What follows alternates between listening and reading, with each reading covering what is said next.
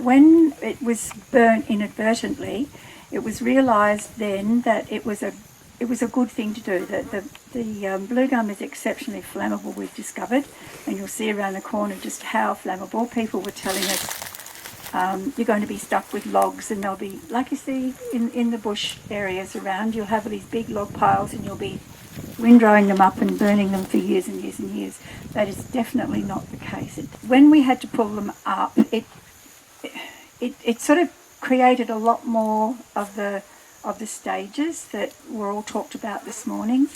You'd pull them up, you had to windrow them, you had to fill in the holes, then you had to push them into individual piles, because we didn't, unlike Jeff's, which are big long windrows, we didn't want to do that because flammability is so high, and we knew we were coming into summer. So we pushed them then into smaller piles, burnt them, and from there we've used, you'll see Rod's gone back over and he started, you'll see what the final process is, and the next thing after that will be ploughing and fertilising and seeding.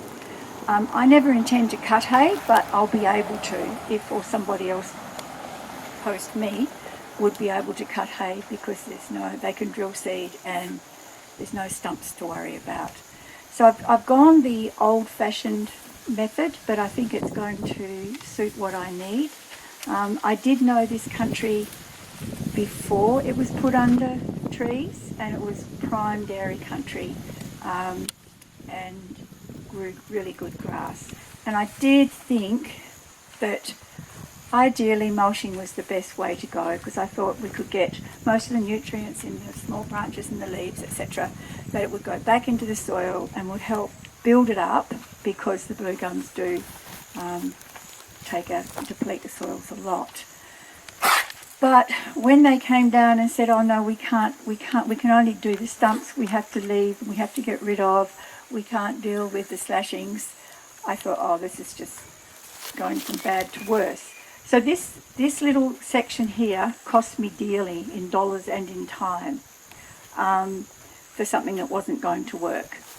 So the rest of it then, after we put the thinking caps back on again, and as John said this morning, found the good operators, took some good local advice, and just got stuck into ripping out the stumps with a 30-ton excavator.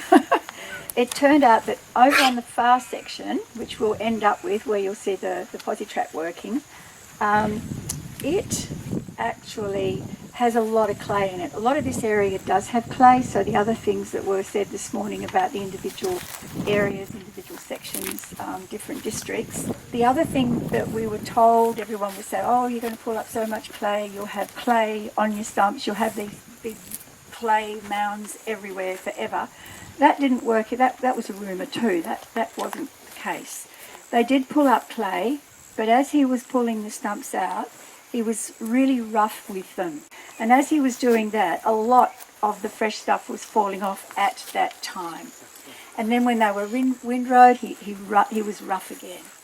And everyone's just handled them really roughly. So we're not going to have great long rows of trees. And that was one of the biggest surprises from what everyone said, that you will have lots and lots of stumps to deal with for a long time. That is not the case. That accidental burn gave us the clue as to what to do next. To get rid of all of that, all of the tree mulching stuff that I thought was going to go into the ground but wasn't going to happen, the best way to do that was just to burn it in situ. It was a low burn, it was gone quickly, and you could control it. So that's exactly what we did over the whole place. Then the stump guy came in and pulled out the stumps. As I said before, then windrow and then put into the smaller piles, burnt. And now this is the final section. And that little machine is little, and I'm sure there are bigger ones around, but Rod actually got a stick rake made for the front that goes through and clears it up. As he comes through now and repiles these already burnt piles, it's picking up a lot of sticks. So we have some stick picking, but I don't think you can avoid that anyway. Some stick picking, but not much. And what he'll do next apparently is put a plough over it, which I believe will send the little stuff down, not up, and then hopefully next summer we've got a bit of pasture.